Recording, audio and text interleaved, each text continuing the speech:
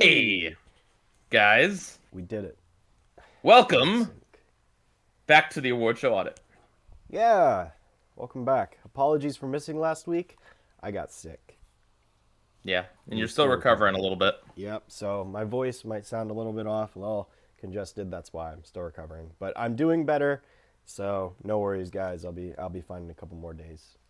Yeah, Yeah. we got this. All right. Oh, only a few more weeks of the half-hour Emmy category. We still have one more hour-long episode ahead of us. Yep. Where we're combining 1991 and 1994, I think. The 97. 97? Yeah, there was 1 hour long we skipped over because it was only one, and we're combining it with 91? Yep. 91 and 97. Yeah. Yep. Okay. Yeah. So how is everyone doing tonight? Yeah. Hopefully you're all doing well. Hopefully you're more healthy than I am. And, Yeah. Was it COVID? I don't know. I mean, I didn't have severe symptoms. Like I had a sore throat and congestion, and that's it. No fever, no aches, no chills, no nausea. Like, so if it was Okay. COVID, I mean, it was a minor case, but I don't know Um, for sure. Perhaps even more importantly, why does it say you're playing the Crew 2 on Discord? That's a great question. Probably because I needed to log in really quick and get my daily reward before I turned it off. Oh, Shadow's addicted. Shadow's addicted. Shadow's gotta get Shadow. his daily bundle. Oh reward. no! I'll be on it for 3 minutes. I was But doing it. Shadow, This is the premium pre-show. isn't free. This is the Premium pre-show. isn't free. I have enough time to get it during the pre-show. And It's then not we the get pre-show. It's the intro. The pre-show would be before the time that we start, but it's Okay. not. Well, technically, you haven't talked about the music in 1993 yet. So technically, I don't think anything we've said really matters yet. Okay. Well, what is the Crew 2? It's a car driving game by Ubisoft. And I just got to get my daily thing really quick. Wow, that sounds really boring. Okay. Anyway. Okay. Giovanni, I'm very sorry to hear that. That sounds awful. But good for you for filing a complaint. Like, Yeah. got to stand up for yourself in the workplace. Right. So, Nick Rewind officially ended. Interesting. Ooh. I mean, it makes sense. With Paramount, you can just watch, all of these old Nick shows, right? Like, and if you're someone who's nostalgic for these shows, you're probably someone who's just like well integrated into streaming at this point, really. Yep. So, I don't know. Not a huge loss. Yeah. Yeah, Shadow. I'll replace you with Gendy if you keep getting sick. Oh, no. Gendy? No, that was me pretending to be Gendy. Oh. Okay. No. Don't worry. Gendy's not here. Thankfully. When are we gonna get a trailer for the Mario movie? I don't know. I was watching the Always Sunny podcast, and Charlie Day said that he doesn't. They didn't tell him anything. He shows up. He reads the lines for Luigi, and that's it. He doesn't know. He doesn't know what it's about. He doesn't know. And then but also, he also said that he signed an NDA. Nintendo is very hush hush. So even if he did know something, it's not like he's gonna come out and tell us. Right. That's yeah, maybe tomorrow during the direct. Good point. Oh, dude, you're right. I didn't even think about that. I'm honestly just fixated on Kirby, so. Okay. Yep. All right. Well, so the year is 1993, the year I was born. We're back in time, man. We're doing old stuff, but ironically, I probably know more songs from this year than the past few years we've talked about. Oh, do you now? Mm-hmm. So, in the top 5 Billboard year-end Hot 100 singles of 1993, what do you think we got, Shadow? You know at least like 2 of these songs. Is Michael Jackson in there? No. Is Bon Jovi in there? No. Is Nirvana in there? No. I don't know. These are singles. I don't know. Uh, All right. uh, um, Anyone in the chat? Billy Joel released his last studio album, River of Dreams, in 1993. Love Billy Joel. is Elton John in there? Love Billy Joel's music, actually. I don't know anything about him personally, and he's a celebrity, so who knows? Yeah, Uh, I don't know. no. I don't All know. right, fine. Is At number Madonna in there? 5, no. At number 5, we have "Freak Me" by the R&B group Silk. I don't know that one. Uh, at number 4, we have "That's the Way Love Goes" from Janet Jackson. Okay, so you're close with Michael Jackson. Okay. I get At half number credit.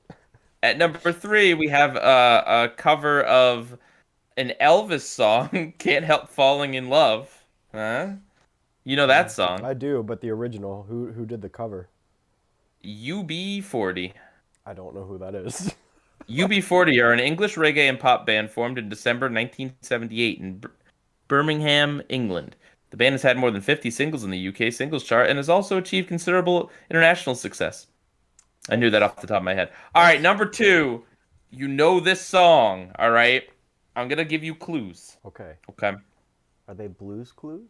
It's a basketball song. Whoop, there it is. Yeah! Got it! Oh my god! You knew it! That's because that is the de facto basketball song. There it is. Everyone knows. There it Everyone knows is. that's the basketball song. Come on. All right, all right, all right. Well, I mean, there's also all the Space Jam songs. Well, there's the Space Jam stuff too. Is but that that's is that like next second. year? Is that 92? Is that I think that was no. or we I think passed it? Space No, it's Jam like we passed 96. already. Yeah. All right, whatever. And at number 1, it's a Whitney Houston song.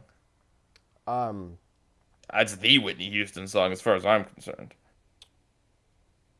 I don't know the name of it. No, I don't know. "I Will Always Love You." Okay, that's what it's called. I didn't know that was the name of the song, but that was the tune that popped in my head. But, Good job.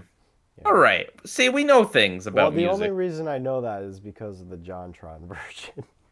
Yeah, most of these are covers Yeah. too. Is the thing like the 90s were such a bastion of great music. It's a Whitney Houston cover of a Dolly Parton song. Whatever. I know it. I think I know the Whitney Houston version the most.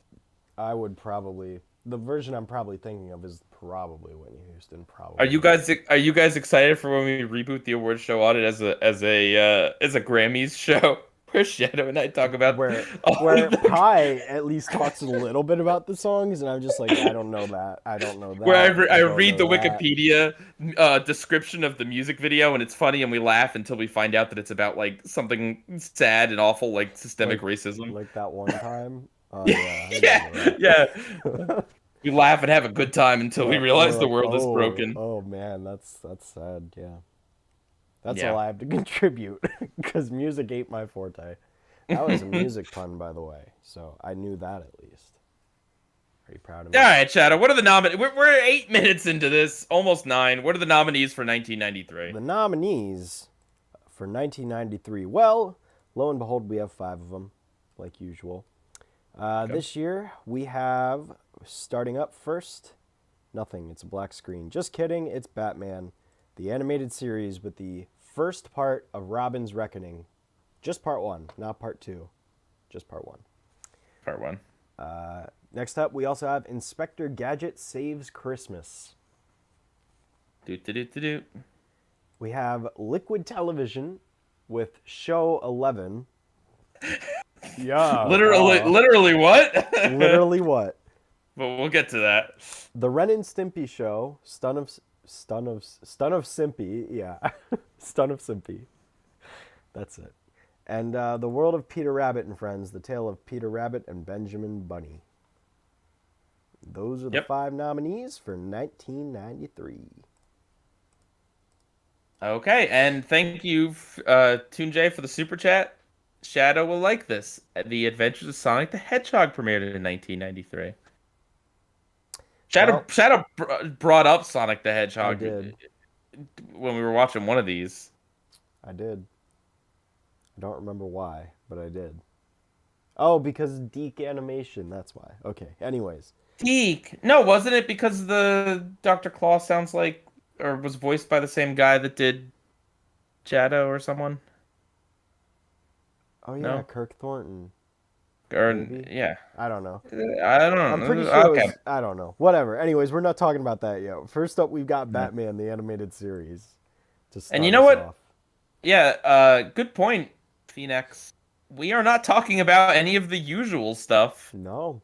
There's no Cartoon Network show on here. There's no Simpsons.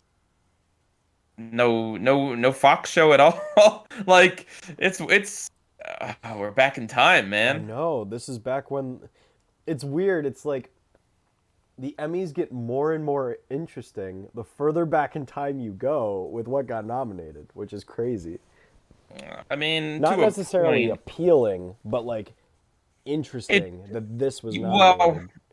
yeah, yeah. I mean, there was a lot more variety. They definitely settled into various formulas. Yeah.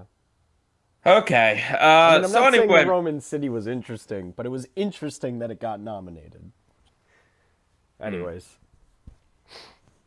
Uh, so yeah, Robin's Reckoning Part One.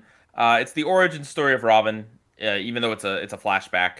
So basically, Batman and Robin are chasing down some goons, and they find out that the head goon was the guy that caused Robin's parents to die. And we see the big flashback with all of it, and then Robin's all angsty because Batman's gonna go take him out on his own because it's been Bruce's uh, he wants to get vengeance because he's been trying to find this guy ever since Robin became an orphan. Yep.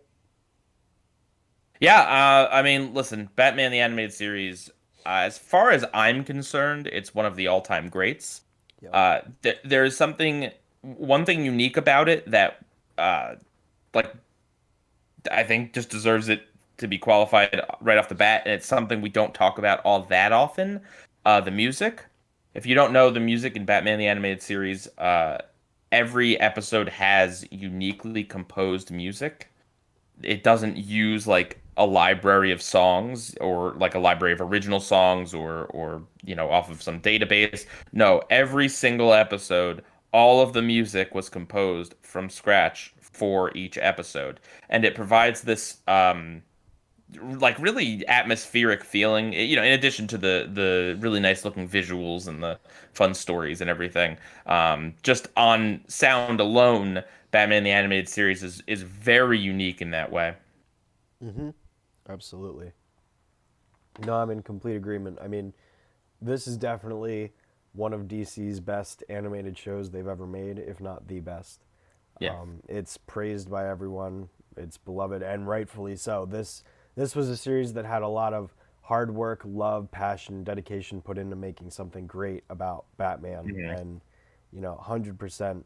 Like, there's so many episodes from this series that you could easily point to as being an amazing half-hour to two-part special to find here. And I think Robin's Reckoning Part One, pretty good episode. I like that it digs deep into Robin's backstory, and it definitely Yeah. gives you a solid emotional reason for why Robin is the way he is, why he's obviously integrated, and I shouldn't say integrated, but like invested, sorry, Hmm. in the situation versus Bruce. And you definitely get the kind of like pseudo father son connection with the conflict between them both wanting vengeance but for different reasons. I think it's for the same reason, but I think, Same reasons, but same but reason, well, but they I think want. Bruce doesn't want it to consume Robin. Yeah. I think is the idea is that he knows that justice needs to happen, but he doesn't want Robin to fall down the exact same path that you know Yeah. Bruce did himself, basically. Hmm. Uh, yeah, it's pretty interesting. Um, Yeah, he's like essentially, like I said, that father son dynamic where he's taking on the role of like the protective parent, and yeah, Robin feels like he can do it. He's fully capable himself. So, again, very, very cool dynamic. Um, Definitely one of yeah. the best Batman and Robin stories of the first season. Yeah. It was a bummer that this was like not nominated with part two. I Yeah. understand that they aired different weeks, and I think Tunjay was mentioning this one aired in prime time, and that might have effects on it. Like I get it, but at the same time, Over the Garden Wall was aired over a week. Hmm. I don't. That seems like such a weird, arbitrary thing to put on it just because it didn't air at the same time. Um, I don't know. Whatever. We didn't watch part two specifically. I've seen it before. I don't really remember it all that well, but yeah, I don't know why they chose this episode in particular. It might have something to do with the primetime thing. It's certainly a fine candidate. I would have probably chosen one of the Joker episodes because Yeah. the Joker is just amazing. The oh gosh, or I mean, one with Harley Quinn. Like there's a lot of really standout episodes of this show. I don't know what falls within the time frame and stuff. There's Yeah. nothing, absolutely nothing wrong with Robin's Reckoning. It's just I would have probably picked something a little more not a two-parter. Hmm. But for what it's worth, I think it ends. It does a good job at kind of setting up the next episode while still feeling like an episode in its own right. It's not like we watched it and I felt like we got half a story. This was the setup to the overall thing, and then the long flashback that is basically Robin's origin story. Yep. And in that way, it kind of feels not like entirely complete, but it still feels like it's its own story with a setup, a rise, and a fall. Hmm. Um, Yeah. No, I mean, yeah, Giovanni. I know this was before Over the Garden Wall aired. oh I'm my I'm gosh. aware of that. I know. I could point to how about from a few weeks ago when we had something in the hour-long category that was an hour long, and then something in the half-hour category that was an hour long. Hmm. Like, and I know that was also after 1993, but I'm just saying the rules have always been weird and flexible. I mean, I don't know. And maybe they did have super integrity at this point, and then threw it away at some later date. Yep. Who knows? Um, Yeah. I mean, I I would also agree there are probably other episodes that would ooh, probably Heart be of a little more Ice. Heart of Ice. Yeah, Okay, well, yeah, yeah. that one for sure. I think Almost Got Him was in the first season. I don't know if all Mm, of season one fits within the time frame, but I know most of it does. The Two Face, that's a two-parter, but I think the Two Face episodes are pretty good. hmm Like there's a I'm. lot of episodes from this show you could pick to be Yeah, nominated. So, yeah, but no, and that's the thing. It's like when it comes to like tone, atmosphere, like this show knew exactly what it wanted to do, and it knows how to portray that. The emphasis of black, but I love the way that it uses black and shadows, but not in a sense that it feels overbearing and like edgy, dark and gritty. It's more of just like a mood setter, like the way that the yeah, show presents it. It's really, really amazing to watch, and not many other shows like it, especially yeah. animated. So yeah, and the voice performances, of course, Kevin Conroy is Batman, Oh yeah, he Mark is Hamill's the Batman. Joker. You know, Hmm they're all great, great voice cast through and through. The Clayface episodes, yeah, those ones are good. Wait, what are you talking? Tunjay, really? They aired Birth. I think you mean Birds of a Feather, or maybe Birth of a Feather. I don't know, but they aired a different episode in between Robin's Reckoning Part One and Two. Goodness, goodness. What'll happen? Find out next, or Uh, no, not next time. Next week, we're gonna show yeah, you this other thing. Sure, okay. I would have Whatever. also pushed this episode higher, like earlier in the show, because this is not anything close to Robin's first appearance. Yeah. The way they like include Robin in this series is very weird in that there's not really like a setup. Aside, I mean, there's this episode, but like he just kind of he's there sometimes and then he's just not there other times. Yeah. I guess they later explain that he's at college, so that kind of makes some sense, I believe, if I'm not mistaken.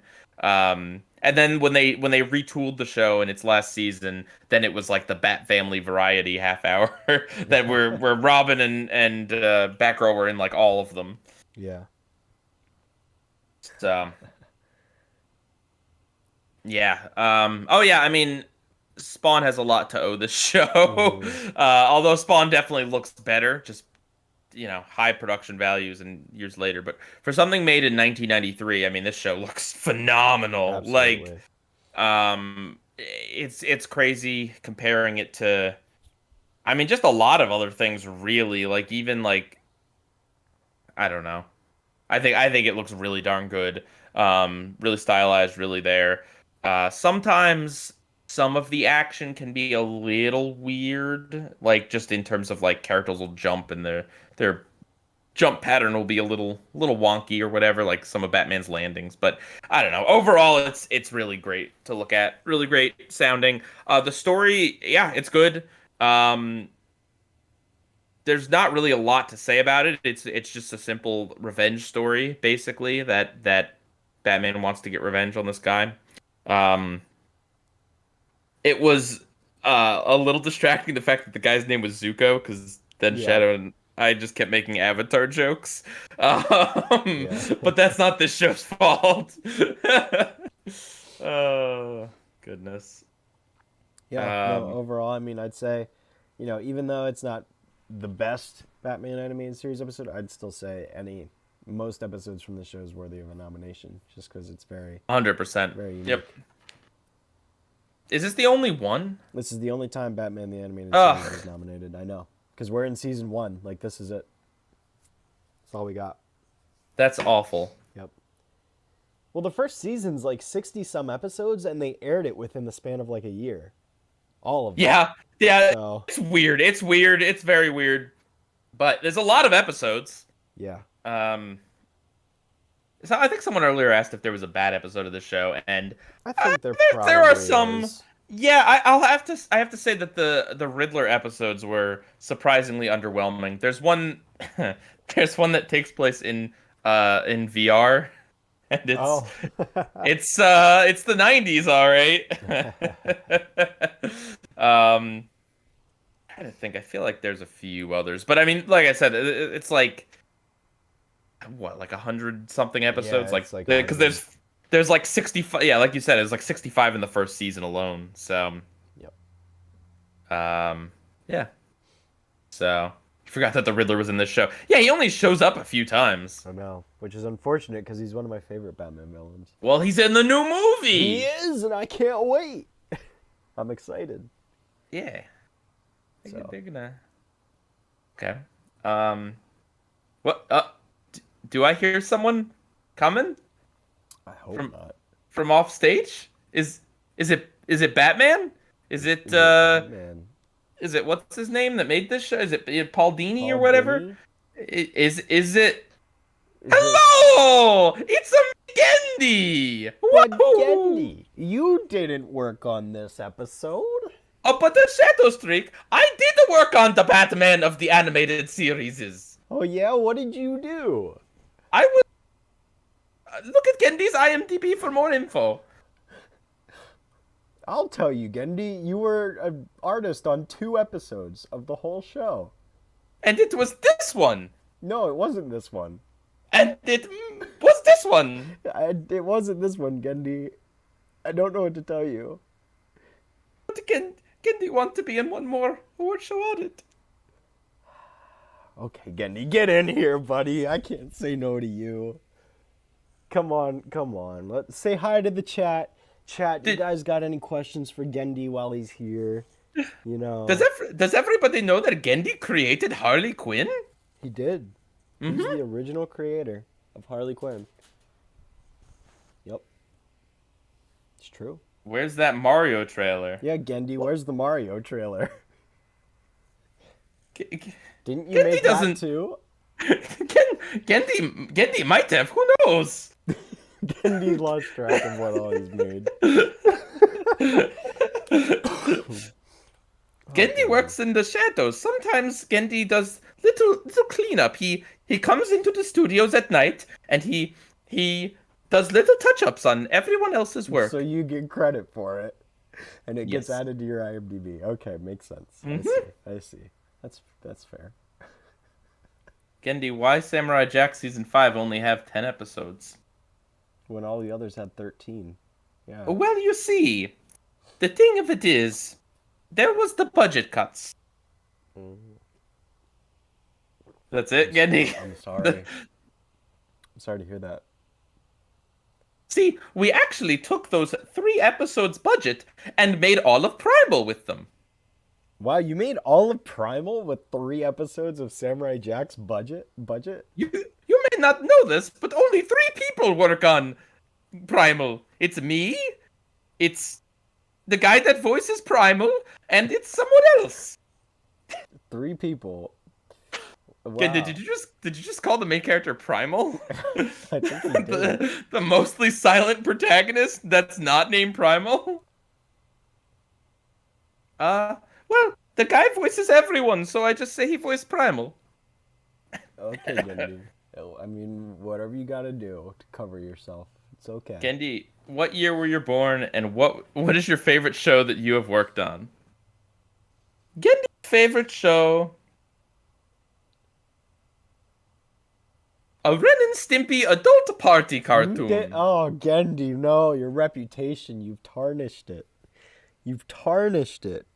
Gendy really felt that Ren and Stimpy was too tame. You tarnished it. Why would you do this? Why did you put that into the world? Gendy that sometimes people need to feel uncomfortable. Well, I'm sure the chat feels incredibly uncomfortable now that you've told them this information. I don't think I'm ever going to look at you the same way again. Gendy, do you like spaghetti and meatballs? Why no? Gendy don't eat the spaghetti or meatballs. But plenty of mushrooms. Oh my god. All right, Gendy. We took a long time with the opening of this show. I think we gotta move on. We gotta move on. This is how it ends. This is it. These are your final words to us. Is that you created Adult Party Cartoon? That's how you want everyone to remember you by? Gendy wants everyone to know that you are valid. Gendy loves you all, and Gendy is going to go away for a while. But Gendy will always be in your hearts.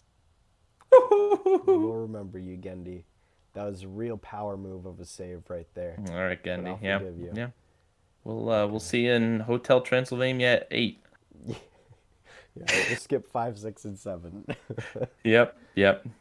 Okay, bye-bye. Okay, bye, Gendy. Bye, Gendy. All right, well, he's never coming on again. Okay. All right, well, on that note, next up, we've got nominee number 2, which is Inspector Gadget Saves Christmas. Do. Wowzers. So this episode or special that aired like 10 years after the regular show. Regular show. No, that after the show itself. This special involves Claw, the bad guy with no face. He becomes Santa and takes over the workshop and brainwashes the elves, and it's up to Inspector Gadget, Penny, and Brain to bumble their way into stopping him from doing whatever he's trying to do.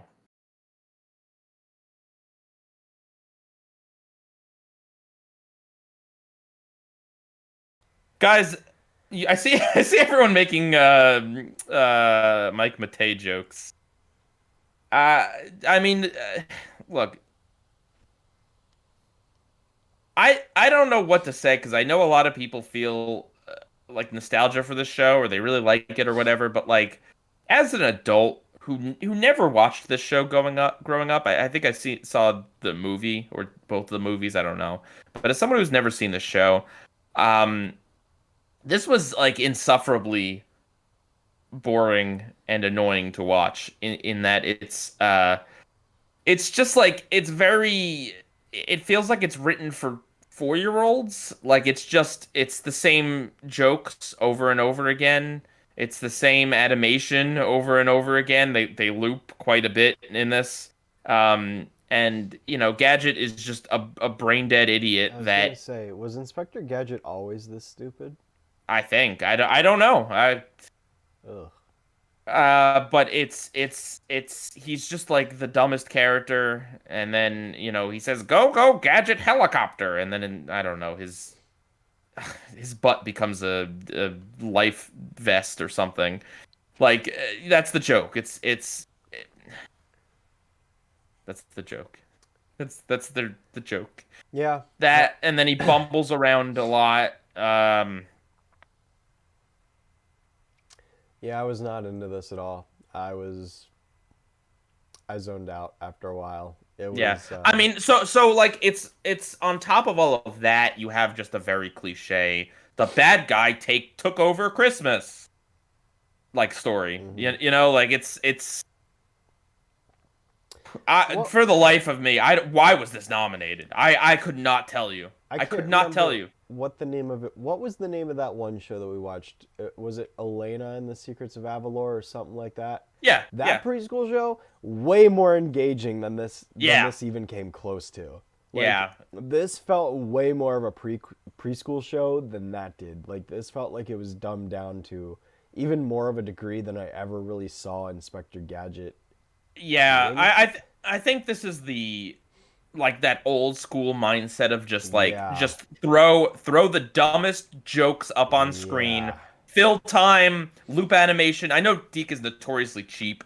Um, you know, uh, uh just kind of get something up there for 20 minutes and call it a day. Like it didn't seem like it was written with any amount of intelligence, to be Mhm. honest. And but again, I know some people really have a fondness for this property. I couldn't tell you if this is typical, or better or worse than the average Inspector Gadget thing. Um, Yeah. No, I wasn't feeling it. I don't really know why this was nominated either. The only thing I can think of is it's a Christmas episode because other Christmas episodes have been nominated. So I maybe mean, that's it. But like what else is here? Like I don't know. I don't see anything being award worthy in this. there's no guest stars. There's no like songs. There's no.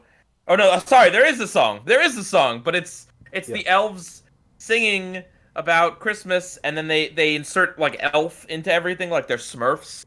Like it's really weird, and it kind Yeah. of sounds like they're I don't know, like swearing.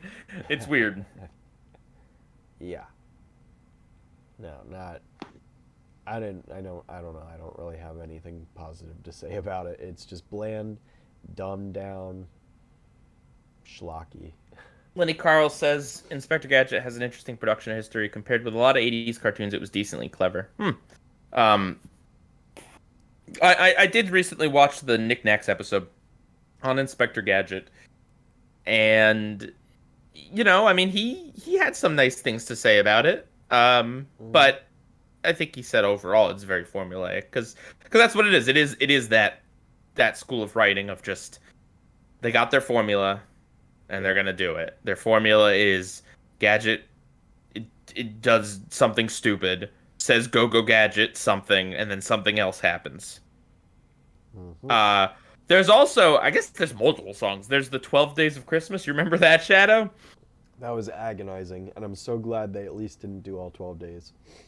Yeah, they did like 6 days of Christmas, but they included like the refrain. So Yeah. they went, first day of Christmas, X thing happened, and it's like he's on a conveyor belt and gets hit with like a log. And then the second day of Christmas, he gets hit with two things. And then they go back to the first day of Christmas, and then they do the third day, the second day, the first day, the fourth day, the third day. Yeah. They go through.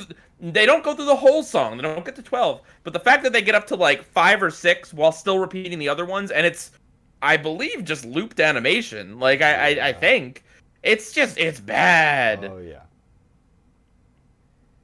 Yeah, I stopped tolerating it at that point where I was just like I don't care anymore. Yeah. I mean, a part of the is Phineas and Ferb the right way to do a formulaic show? Yeah, Yeah. because but I think the problem is more than just like the story formula, which again I haven't seen much of the show, so I don't know how much of it is the formula, but like Hmm. the joke formula.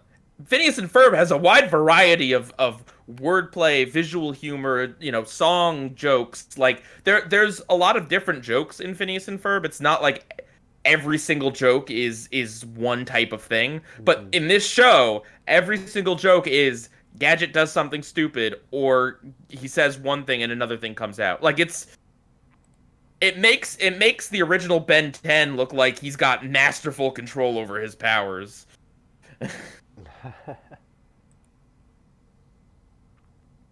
I guess, you know what? The one thing nice I have to say about this, the only thing, is that Claw has a really awesome voice. That's that very iconic, I'll get you. Like, I can't even do it. I'd do it if it wouldn't throw out my entire voice. Yeah. So. He sounds a little like Spawn. Yep. Or my impression of Spawn. But less Keith Davidy. Yeah.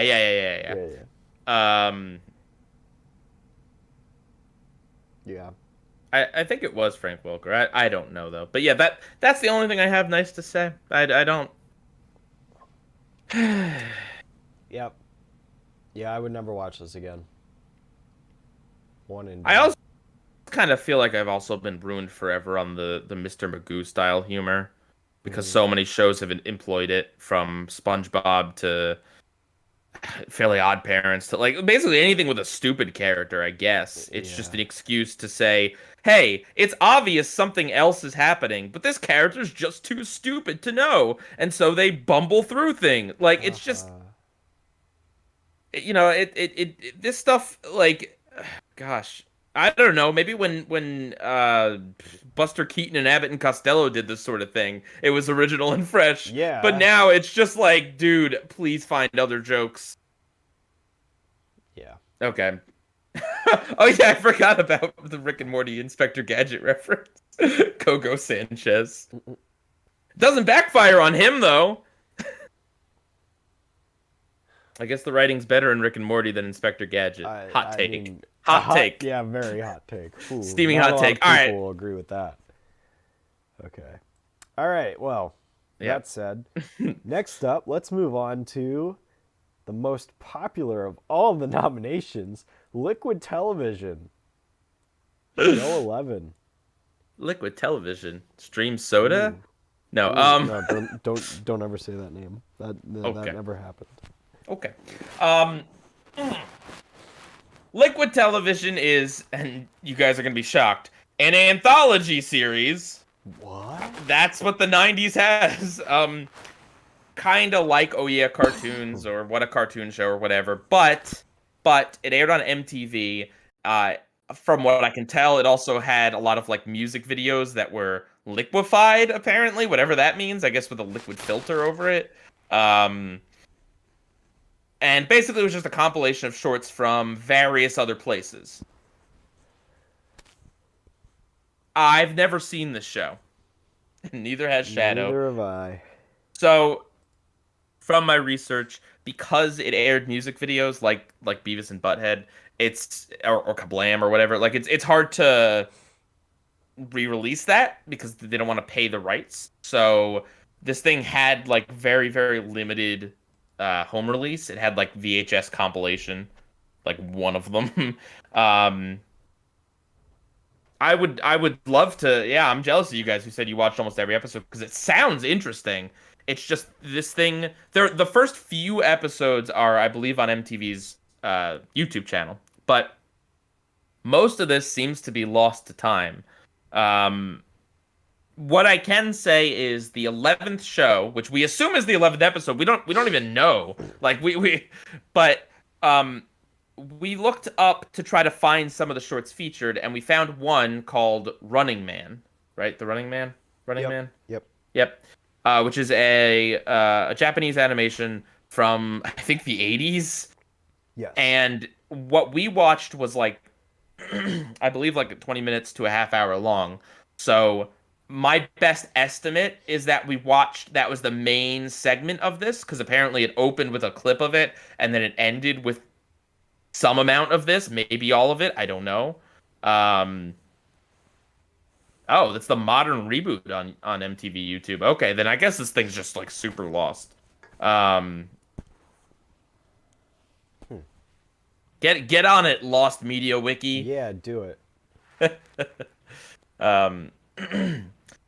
So anyway, we watched The Running Man. We watched that, and that Yep. I hope is sufficient. Even though it's not something that was made in 1993. I don't know. Uh, so The Running Man is apparently like 1/3 of an anime movie. It's all so confusing, guys. This is so confusing. But Yeah. basically, uh, it's about a racer who is going so fast that like his face melts off, Yep. and that's it. It's a tour de force of visuals. It features like a lot of really exaggerated, like crazy detailed faces and lights and effects and stuff. It's interesting. But there isn't a lot of story to it. No. Oh, you guys found all the episodes? Well, fine then. Where were you guys last week? Yeah, why didn't you come through for us? Yeah. We literally asked at the end of the stream, guys, if anyone could find this for us, that'd be great. Oh well. At least we watched one thing. Yeah, well, we did have to watch this thing. I just don't know how to explain it because it's weird. It's Yeah. just very, very, very anime. There's not a lot of dialogue, and I don't know what it's actually about. Yeah, the I only don't know. dialogue we We really watched get- it. We watched it in English. It was in English. It's Yeah. not like I don't know. Yeah, the only dialogue there was the monologue narration by the detective. I'm guessing he was a detective. It felt kind of noir-y in the way that was like presented. Like it sounded like a detective kind of reflecting and monologuing on something that he had witnessed. And there's definitely a lot of heavy shadows contrasted with bright lights and neon and explosions. Like Pi said, it's very much a visual spectacle. Like very impressive on that front. But as far as making any sort of sense of the story, if there even is one, it feels like we have that one chunk of the actual entire piece. So Yeah. it's harder to Yeah, make anything of it other than visual Yeah. eye candy. You know we don't like you asking this, but where did we see this on? I Google it. Just Yeah. Google it. We just said. Didn't someone in the chat just say where this show could be found? Yep. People are saying that seemed to be the style, and that makes sense. That this show does seem to be kind of like a kind of a trippy show. I don't know. Like how do you say that? Like a show for the radical crowd. Yeah. But yeah, I don't know, man. It's certainly interesting, but considering it was made years and years before 1993, I don't know that I feel right including it in a It's not really nomination for fair, 1993. And I don't know about the other things, so I don't know. But we didn't see the whole episode, so I guess I'm just gonna I'm gonna file this away under not applicable. Yeah. And I will tell you guys what. If this does actually exist on the internet somewhere, we will find it and watch it before we do the big ranking of all the episodes. All right? Does that sound fair? So we'll talk about it more then if there is more to say. I have a feeling the rest of the shorts are going to be as difficult to talk about as this one was. So yeah, maybe we're not really missing out on a whole lot of discussion here, but we did try to find this. We tried, but, yeah. Yeah. So. And again, I don't know if show 11 is actually episode 11. So that's the other thing too. Unless they have the title on the screen, it's hard to say. So Yeah, I was just under the impression because episode 11 falls in between the time period, so. But yeah, and it seems like the sort of thing that would be lost media just because it's had very limited release. Right. So. Okay, Right. Let's move on. Okay. Alrighty, so following that, we've got Ren and Stimpy with the episode Son of Stimpy. Oh my god, why did I have to bad. watch this again? No. It's so bad. No. Oh, no. I don't care. I don't care. I don't care. I don't care. Okay, well, if we don't care, we can just move on to the next nominee. No, Son of Stimpy is about Stimpy having a fart and then getting sad that his fart is gone. And then it's a depressing 20 minutes of walking around a city looking for a fart before the fart just shows up at their door. The end. It's also Christmas. For some reason, yeah. Yeah. Thanks for the super chat, Redway. Apparently, the last thing John K did before firing was re-editing all the season 2 episodes, still in production, to make them even slower. That guy is awful. I don't want to talk about John K anymore, though. He's a disgusting, awful monster of a person. Um, Yeah. so, but as far as the episode goes, this is one of the worst things I've seen. And you might be thinking, like, oh, it's really gross, and it's a little gross, but that's not really it. It's like Redway 2 kind of said. It's that this whole thing is very slow. There is not actually a lot of jokes being told, period.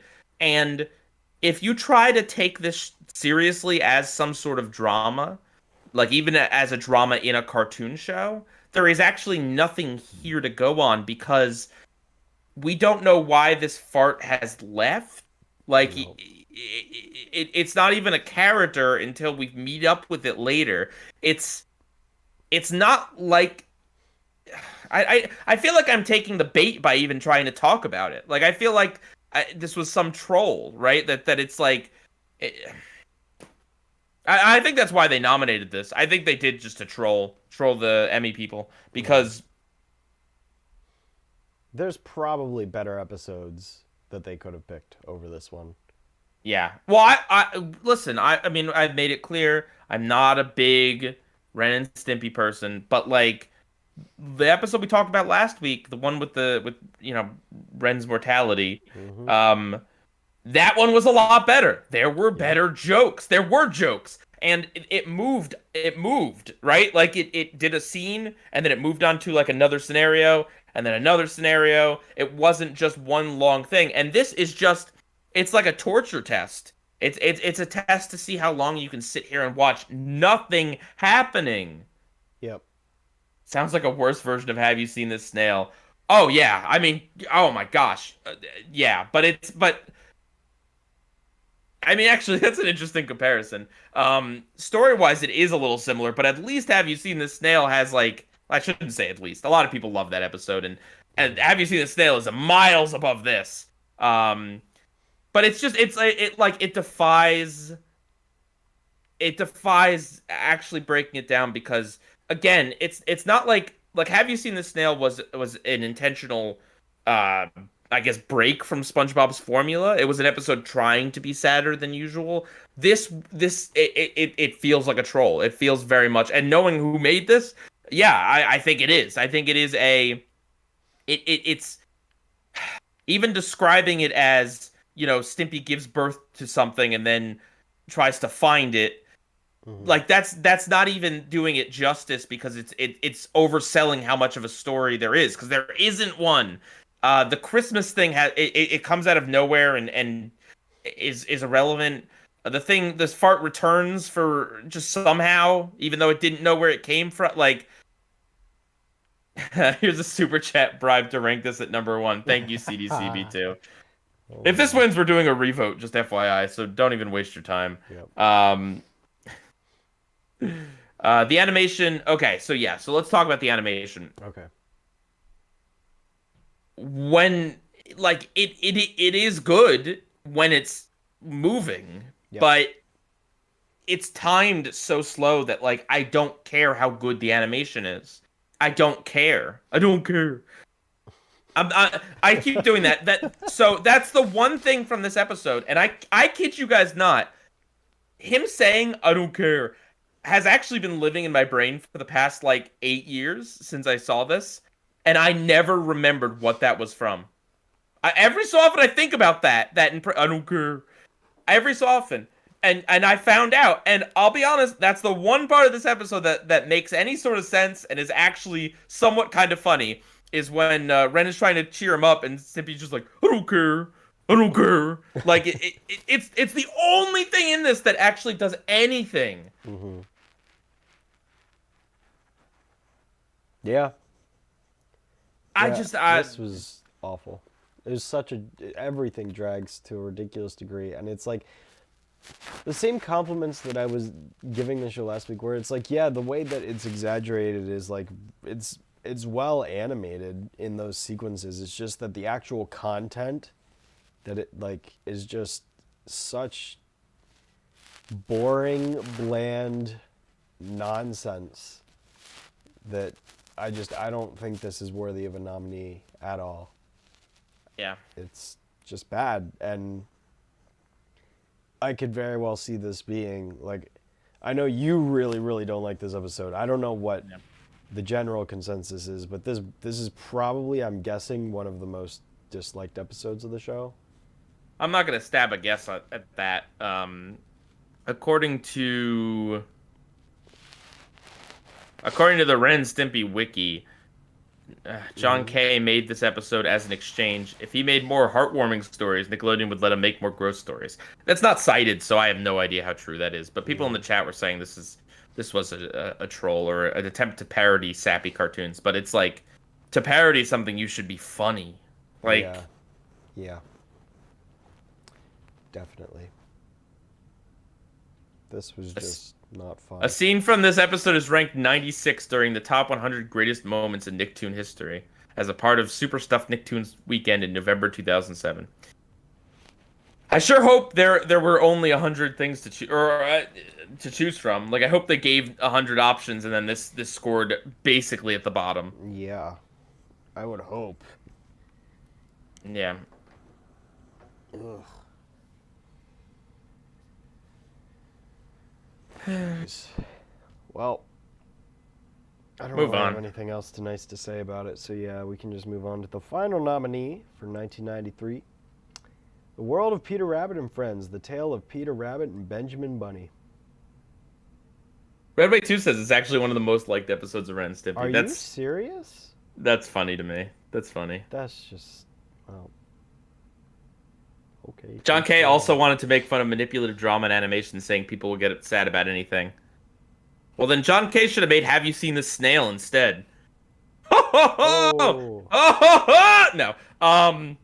It is actually funny, though, because that's the exact sort of thing that this is allegedly parodying, even though that was made like 15 years later, 10 years later. I'll give you this. It did make you emotional. It just made me bored. Like, Yeah. Maybe that episode's the reason I got sick. Toonjay says the 4 episodes that ranked under that one were 3 episodes of Wild Thornberries and an episode of As Told by Ginger. I sure hope it was the stupid Leaky Lake episode of As Told by Ginger. Oh, that one was so bad. Although I'd probably rather watch that than the Son of Stimpy thing again. Okay, well, this won't be the last time we talk about Ren and Stimpy, don't worry. Alright, next up, Shadow, what is this? This is my childhood. I thought Our Friend Martin was your childhood. Well, my childhood consisted of many things, and it's not created solely by one person. So, The World of Peter Rabbit and Friends.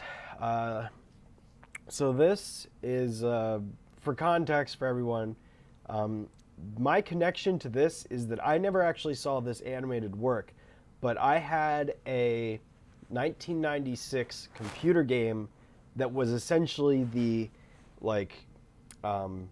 story interactive version of this animated special on the computer. So I played this game on the computer, so I'm very familiar with what Peter Rabbit is. And this is based on a children's storybook from the very early 1900s. I can't remember the author's name. I know the last name starts with a B, but they're children's books. Peter Bunny. Peter, yes, that's it. Yep. But this is essentially 2 of those children's books that were written by this author, back-to-back animated in a very children's storybook art style that mimics what the book looks like. the long and short of the story is the first half, Peter Rabbit goes into Mr. McGregor's garden to eat some of his carrots, and then Mr. McGregor tries to kill him while he runs away. And in the second half, he meets up with Benjamin Bunny, who's like a local friend. They go back to the garden, and they get stuck under a basket, and a cat sleeps on top of it, and then they get rescued by Benjamin's dad, and they go home. There's your plot summary. Yep. Okay. Beatrix Potter. There you go. That was the name. Hmm. That's the name. I knew it started with a B. Yeah. Personally, I think it's very visually pleasing. I like the art style a whole lot. It definitely has that feeling of being a children's storybook brought to life. Definitely a lot of good use of watercolor. I enjoy the shading. It's got like a realism style to it, but definitely feels like classic storybook. The animation on Peter specifically, I really enjoy. Pi might say otherwise, but I like the way that it's animated. Definitely in a lot of shots, feels like a real rabbit was used as a source, if not directly rotoscoped over top of. The shading is fascinating. I really think that this is a very unique piece of animation through and through. The story is very simplistic because it is based on a children's book, but yeah, I really liked it. I really enjoyed it. Took me back down memory lane playing the game. So, all right, Paul, Yeah. you can tell me how it's bad now. What are you talking I'm just about? Calm kidding. I'm down. just kidding. I'm Jeez. just kidding. Oh my gosh. If you're not with me, then you're my enemy. I'm just What's kidding. that? Do we have Beatrix Potter off I the don't think stage? we do. This book was written 100 plus years ago, 120 years ago. Beatrix Potter is not backstage. Okay, fine. Um, yeah, I thought this was the animation and art style is very interesting. I think it 100% deserved to be nominated because of it. It looks unlike most other things, just in the realism. What I don't like is that the shading on the characters, every single frame it's kind of drawn a little differently, and so it ends up with this effect that's like the shadows are constantly moving around the characters. Like not the shadows, the shading. Um, it's a little kind of twitchy. Like I don't know. I found it a little distracting. I kind of got used to it by the end of it. I don't think it's like awful. I just thought that particular part I didn't think looked good. But the animation in general is pretty phenomenal. You're right. I think this was rotoscoped, just drawn over in a lot of cases, but it still looks great. I like the use of colors, like in the background. It looks like it's out of a storybook. Hmm.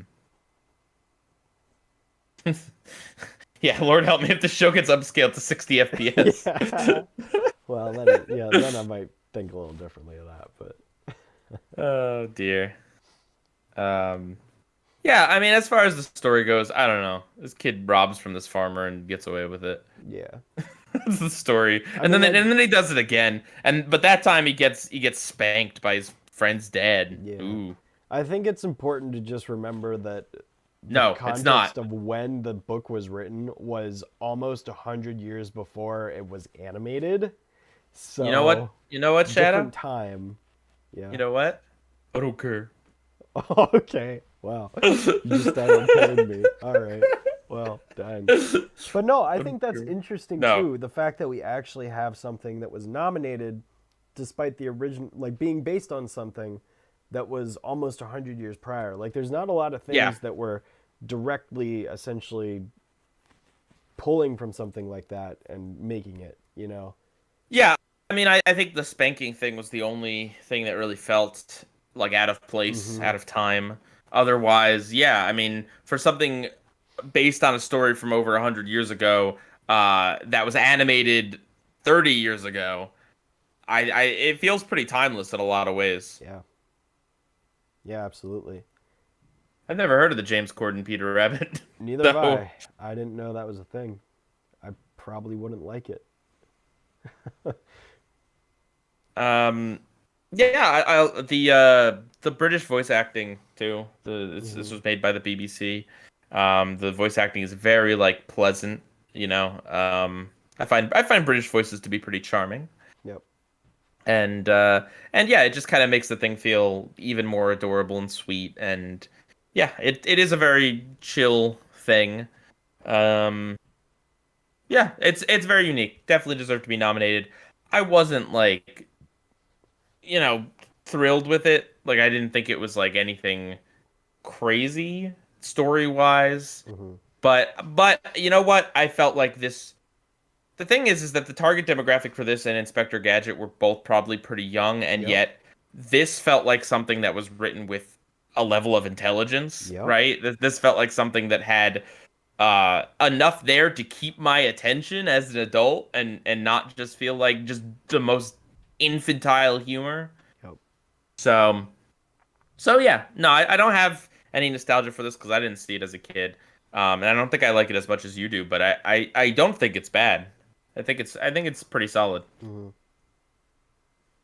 Yeah. No, I definitely am definitely glad. I didn't even realize this got nominated until like last week or maybe the week or 2 weeks ago, and I was like, oh, that's awesome. But yeah, no, I was pleasantly surprised with how well it held up, and I thought the special was very well animated. Definitely enjoyed it. Definitely think it's deserving of a nomination. And yeah, I have not heard of the Nick Jr. show either. I didn't know that was a thing either. So apparently Peter Rabbit has had other incarnations that I just had no idea about. Is he related to Peter Cottontail in any way? I don't think so. How about the Velveteen Rabbit? I also don't think so. How about Bugs Bunny? And definitely not. How about Lola Bunny? Probably. I think they're related, yeah. Okay, makes sense. Uh, you should check out the other 8 episodes from the series. They're just as delightful. Oh, hmm. Nice. What about the Energizer Bunny? I'm pretty sure the Energizer Bunny is like Peter Rabbit's like distant uncle that no one ever really interacts with. To be fair, Peter keeps going and going and going in this. Yeah, it's true. Also, the first story was much better than the second one. Hmm. The first one, he goes and he eats a bunch of carrots out of the garden and then gets chased around and then gets home. In the second one, his friend is like, "Yeah, let's do it again. I didn't get to accompany you for your first mission." Let's He get doesn't some sound like that, onions. but yeah, your mom will like it. Yeah, yeah. And then Rabbits and are then like onions. oh my gosh, and then they go. And then they get trapped in a basket because a cat sits on top of it. It's Yep. like really weird. I And don't they know. make It the seems cat out to be the bad guy, even though the cat doesn't really do anything wrong. I don't even think the cat knows that they're there, to be Yeah. honest. He just kind of sits and sleeps on the basket, not like he's waiting for them, just that he's doing cat stuff. Um and then they Yep. have the dad bunny like fight it off and lock it in a shed. It's really weird. Yeah. Very strange. Wow, there's a lot of rabbit characters. There really is. It's very common. Well, Oh. that's the nominees, I Yep. guess. That's the fifth and final one. So Um I want to read what Tunjay put in the chat. He even cited his source, which like Tunjay's the good on best. him. I know. So according to Sick Little Monkeys, the unauthorized Ren and Stimpy story, there's a quote here that says, "After Son of Stimpy received an overwhelmingly positive reaction in focus testing, the network decided that it might seem stupid of them to shelve another costly cartoon. The holiday-themed Son of Stimpy was ready to air for weeks, but the network's apprehension caused them to keep it from broadcast until over a week after Christmas when it premiered on MTV rather than Nickelodeon." All I can say is just that I think it was a different time. Yeah. They didn't in 1993 there weren't all of these amazing shows that we have now to compare something like Son of Stimpy to. So I'm not gonna sit here and judge any of these people for liking what I think is a pretty awful episode. It's their opinion, and culturally there's 30 years difference. So Yeah. it auto cited it for you. That's cool. Huh. Yeah, because I was gonna say that's like MLA right there. I haven't had to use MLA in years. Yeah. Not since I graduated college. Yeah, you heard it here first, kids. Citations. Well, citations are good in general. You generally Yeah. don't have to do an MLA. And honestly, the world we live in, it doesn't even matter anymore. You don't have to cite anything. Just say stuff. Just say stuff. and people Just believe say you. stuff. Yeah, people will believe you, or people won't believe you, even if it's true. It's okay. People will determine that based upon if they like you or not. Nothing matters anymore. Nothing We're matters. we're in a post-fact society. Nihilism. Everyone, just be a nihilist and it'll all be okay. Except nothing will. Oh, the mistletoe scene. Oh, that's right. We didn't even talk about the mistletoe scene. Strongly implied the two were gay, which is a much bigger deal when it aired. I mean, I guess, but I'm not gonna sit here and I don't know. If it meant something to people back then sure. And good for it for pushing boundaries in that way, I guess. But I didn't see it as anything other than like Bugs Bunny kissing the bad guy. Like, you know what I mean? Like I don't. But I don't. Maybe it was. Maybe it was intended as Yeah. that they were implied to actually be a couple. I have no idea. Yeah, But I didn't really think that scene again culturally, 30 years now, that scene is like nothing. So, but that is a good point, Lenny. Thank you for bringing that up. Yep.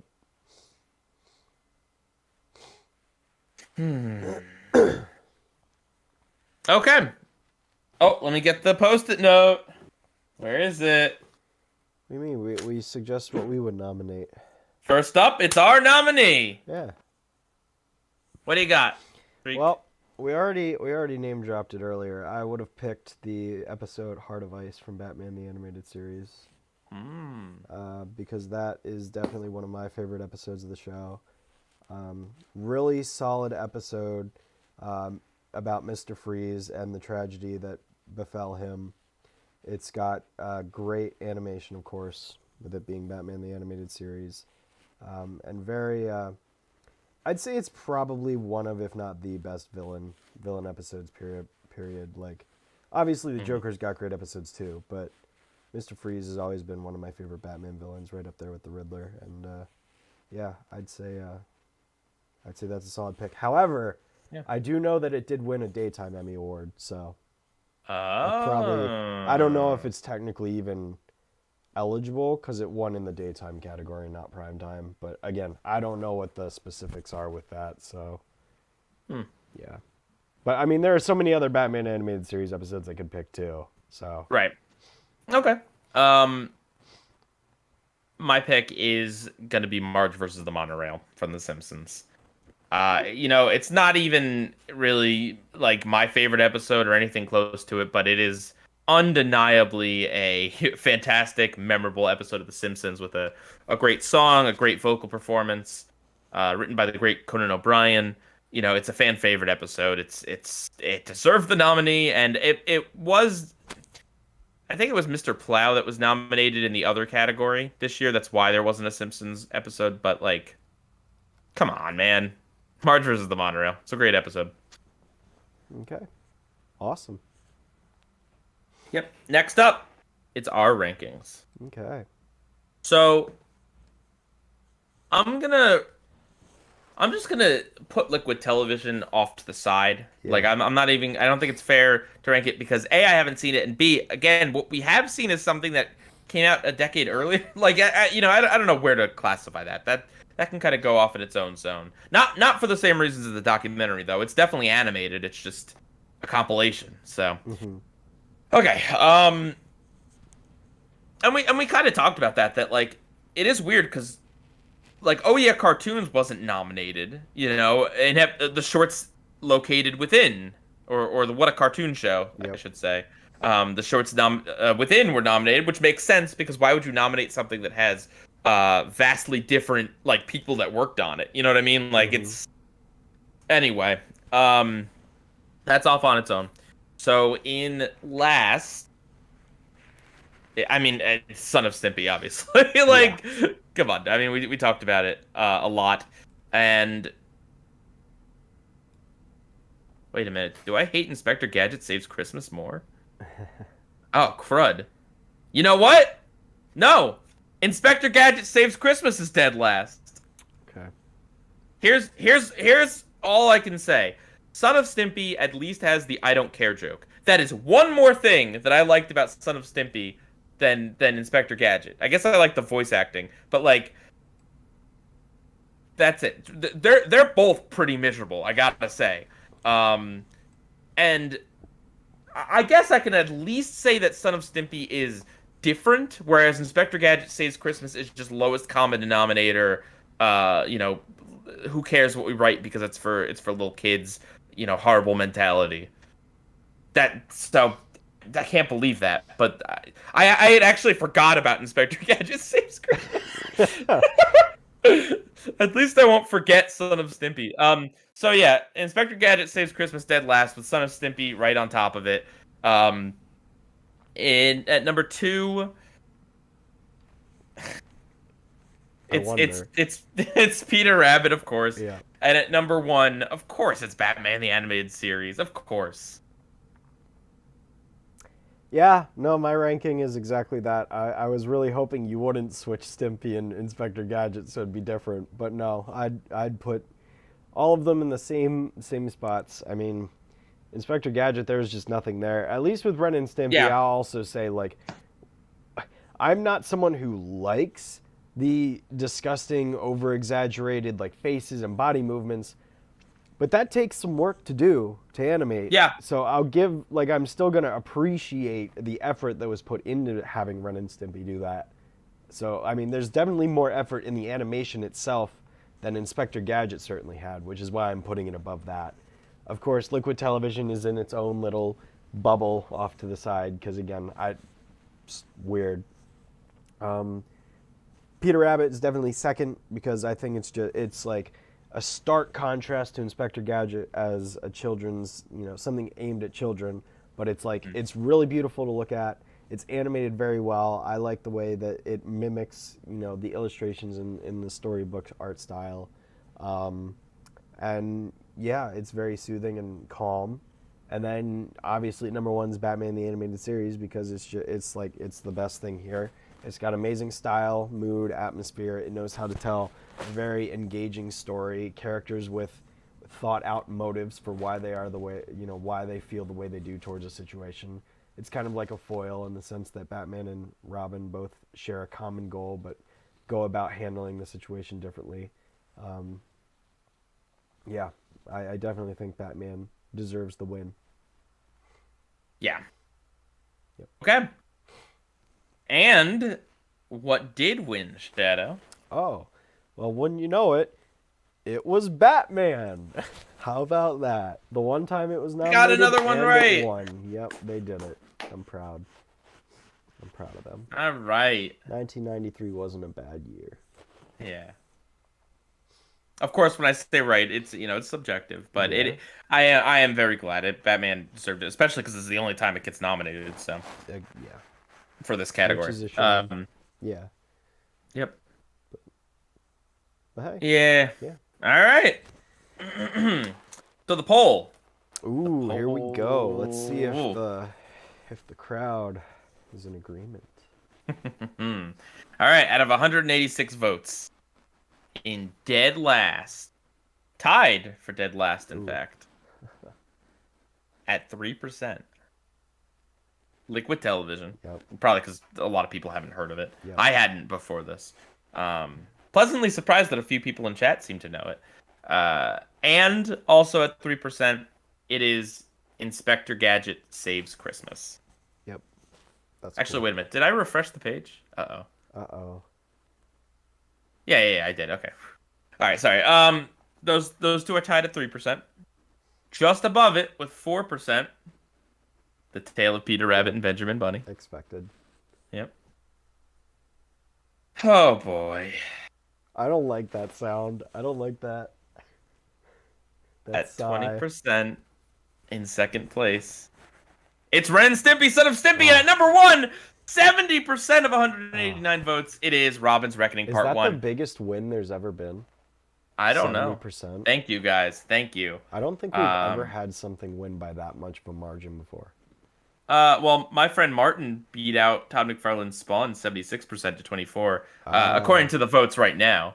Right now, yeah. Okay. Out of context, that is such a weird looking poll. Which one of these is the most award worthy? My friend Martin or Todd McFarlane's Spawn season 3? Still one of the best years for that though. Oh my god. Also, all of the other reindeer got 75% of the dinosaurs. vote. Yeah. Okay. All right. So it's happened a couple times. Jurassic Park is at 70%, but that's now. I don't know when we actually did the polls. Wow, amazingly, the 2D Clone Wars episode 2 got 86% over Dragon's World: A Fantasy Made Real. Oh, so that's probably the one with the biggest then. 86%. Wow. Oh, no. Teenage Robot is sitting at 90% compared to the 10% of Walking with Monsters: Life Before Dinosaurs. Oh, wow. 90. Okay. Sorry, monsters. Yep. That's unfortunate. Okay. Wow. Well. There you go. Okay. Well, it was a good show, I think. Yeah. We had a lot of interesting stuff to talk about. I feel like we're like lost without a Simpsons episode. I know, It's right? Like, isn't it weird? We're adrift at sea. 2 years. And it's also weird because like sure they were missing an episode in like 2016 or whatever, but we still had some other of the usual suspects like Bob's Burgers. Yeah. Futurama, so Redway 2 says, I don't care. Stampy, you idiot. Oh no. I don't care. Okay. Well, all right. Do I hear someone off screen? I don't care. Billy West. Billy, No, it's not. How do you feel about the results? I don't care. No, it's not. It's not Billy West. Calm down. Oh goodness. Is it? Do we have Bruce Timm, one of the developers of Batman the Animated Series? Hello. Is that you, Bruce? It is me, Bruce Timm. Yeah. Are you aware that you share the same name as the main character of Batman the Animated Series, Bruce Wayne? No. I am not Bruce Wayne. Are you sure? I'm a writer. You do realize that Tim is the name of another Robin, so did you just like steal his name for your last name to cover yourself? Bruce Timm instead of Bruce Wayne? Did you just steal from Tim Drake over there? Leave Tim out of this. Oh, okay, I'm sorry. Makes you feel better Tim's not the Robin in Robin's Reckoning. That's Dick Grayson. It's a different Robin. What's up with your love of Barbara and Bruce being together? Ew, yeah, I hate it when Batman interpretations do that crap. You see, the thing about Bat love is that bats, they date young. Okay. Okay. It was a different time.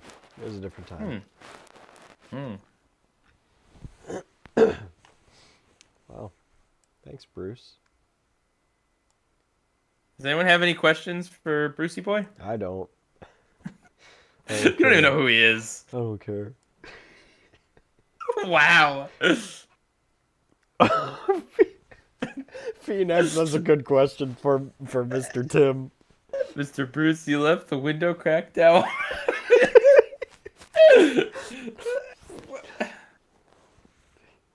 I won't have this mockery in my house. But did you though? We don't. Calm down. The Batmobile. It's Uh, I think you should go check, just to be sure. the Batmobile lost a wheel and Robin laid an egg? yeah. Favorite pizza topping? I like justice on my pizza. Yeah, okay. What does justice taste like? Scrambled eggs. Oh, okay. So you like scrambled eggs on your pizza. Got it. After Robin lays them. Ew. Okay, well, that's kind of gross. What is happening? I don't know. Bruce, what was it like to work with Gendy? Gendy reminds me a lot of Batman. Sometimes he swoops in. He does the work that the rest of us should be doing, like the police, and then he leaves. And takes all the credit for it, right? Yes. Yeah. Also, sometimes he leaves Bat gadgets around, and it's really annoying to pick up. I don't know why he has them. I don't know. What is your opinion on the totally original villain Man Bat? Yeah. When I created Man Bat, I had one thing in my head, and it was that it should be the antithesis of Batman. Well, you did a good job. What if instead of his parents getting murdered, what if he had too many parents? His parents divorced, and then they each remarried, and then they divorced, and then they each remarried, and he had a lot of step-parents. I don't know which is worse. What about Rat Man? Yeah. The guy that lives in the Justice Friends apartment. He fixes their TV for them. Do you know the Rat Man? Don't you talk about Justice Friends. They stole the Joker. What do you mean? That he's just the disgruntled postman. What are you talking about? They stole the Joker from me. That's not the Joker. That's the disgruntled I invented postman. the Joker back in 1972. The Joker. How dare they? The Joker was invented in the first issue of Batman in 1941. What are you talking about? I'll have you know, I worked with Man of Steel director Zack Snyder in creating a 75th anniversary short of Superman in 2013. But the I'll have you know, 75th anniversary of Superman was in the 2000 and... the 75th anniversary of Superman. Oh, the 75th. Oh. Can you get the batarangs out of your ear, boy? Sorry. Discord must have cut out there, Mr. Tim. I'm sorry. Okay. Do you, Bruce, know about the Muffin Man? The Muffin Man? The Muffin Man. The one that lives on Drury Lane? Yeah. I think that's in Gotham. Okay, well, what about... Okay, so we talked about Rat Man. What about Cat Man? No. Oh, okay.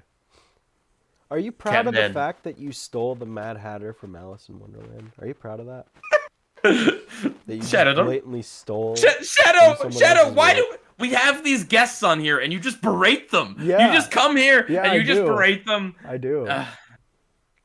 I do. Listen, I'm here to push his gumdrop buttons, okay? I don't need this. I'm out of here. Good. Bruce, away. Because you totally ripped off Alice in Wonderland and just stole one of the characters and made it a Batman villain. I'm gonna go get some Batman villains to come beat you up. Oh, like who? Killer Moth? Oh, geez, I'm so scared. I was born in the pit. Tom Hardy? What are you doing here? Shadow Streak, you don't know what it was like to be behind the curtain. Is this Wizard of Oz? I was born in the award show. You were merely adopted into it.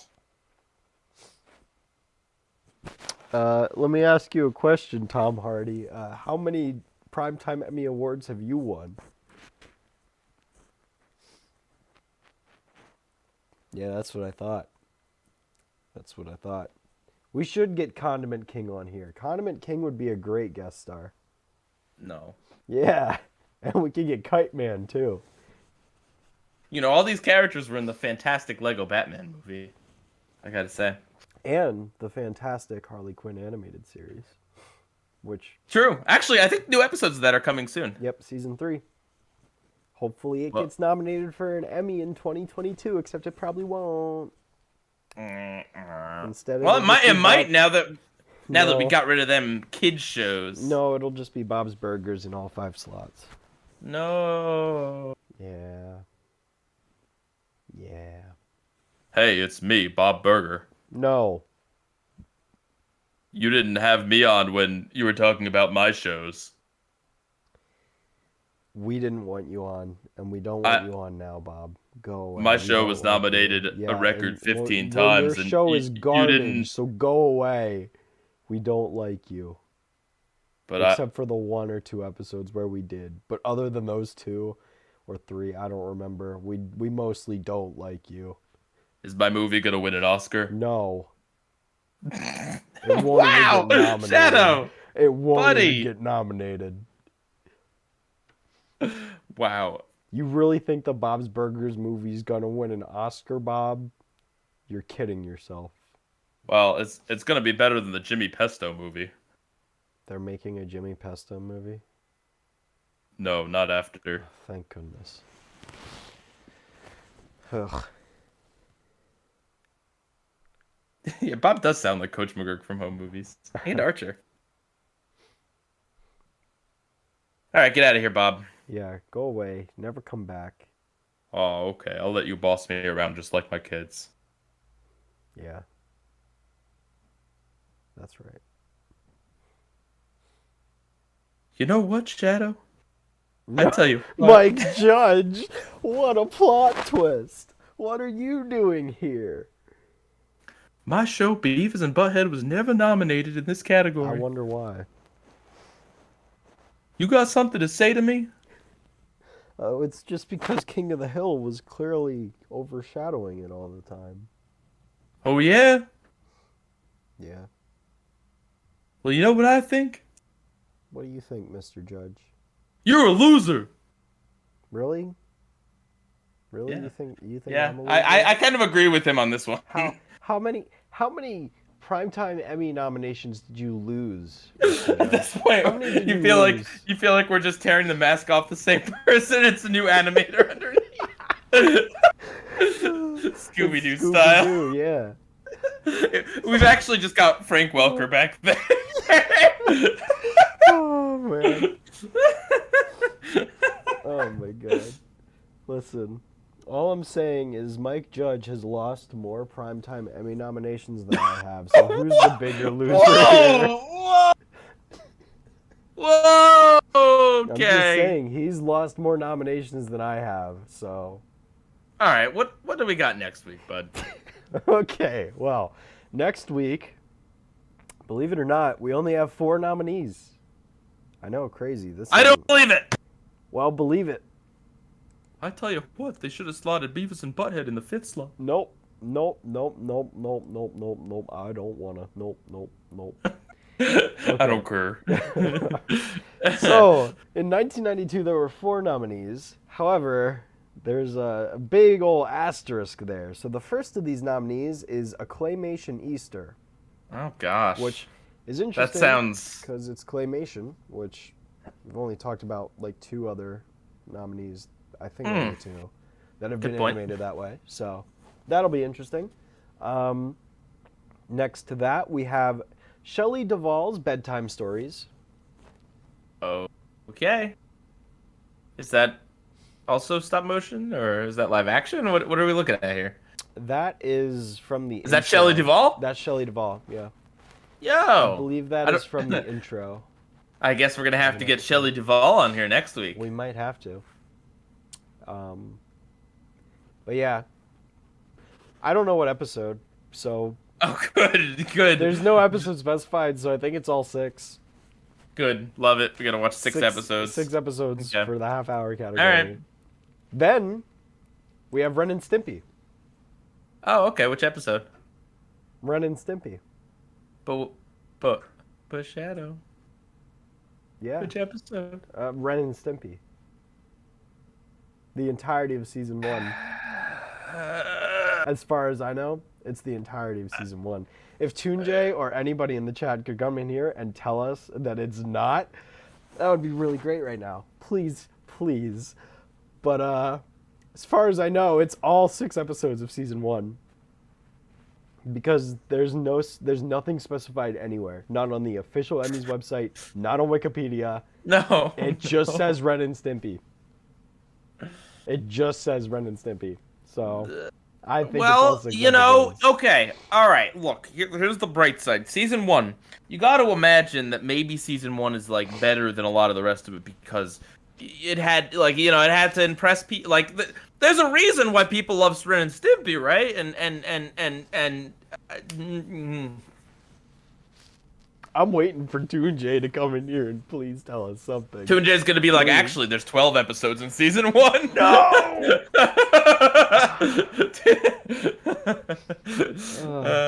I'm really just sitting here praying that Toonjay's name pops up in that chat and says, nope, it was this one episode. Please. No, Toonjay left. Toonjay's gone. Toonjay's like they're doing the stupid. They're doing the stupid impressions again. I can't take it. Okay, well, I will try to do more research and confirm, but as far as I know, it's all of season 1. So it looks like we're watching 6 episodes. Oh gosh. So yeah, just between Ren and Stimpy and Shelly Duvall, that's 6 hours of things to watch. Ah. Wait, no, Ren and Stimpy would be 2 hours. Duh. Yeah, what are you talking about? I can math. So like 4 to 5 hours. Sorry. All right. Well, we don't have lives or anything. It's not like we have anything important to do. It's not like it's Valentine's Day or anything. Yeah, no, of course not. And then last but not least. Oh, there's one more. Yeah. Oh, The Simpsons is back with Radio Bart. Why couldn't it have been just the whole season of The Simpsons? Because then we'd have even more hours of content. Yeah, but come on. Would you complain? Yes, because we'd only have a week to watch it amongst all this other stuff. Just separate it out. Radio Bart's a good episode. I'm excited. I'm excited too. But for that one. But... Yeah, I feel no happy, joy for... I don't know what Shelly Duvall's Bedtime Stories is. I hope it's good. I hope. But yes, there were only 4 nominees, so. Toonjay says couldn't find anything, but Space Madness and Stimpy's Invention are considered the best episodes of season 1, so just go with the 2 best. You know what, Toonjay? You know what? I really appreciate that you tried, but I think we're gonna watch the whole of season 1. We are. But I really appreciate it too. Thank you. Thank you. I knew we could count on you. Are we gonna rank the episodes of each of those seasons? Yeah, that might be fun. We'll see if we can do that. Probably. We'll try. Yeah. So, we got that to look forward to.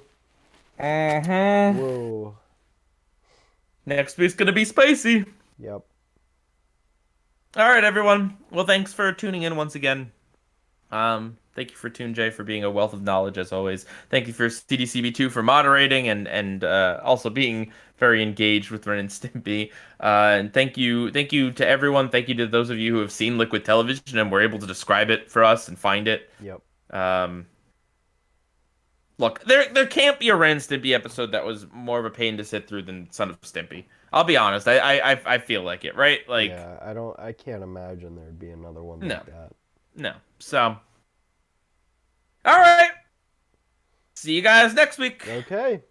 Bye, guys. PIEGUYRULZ out.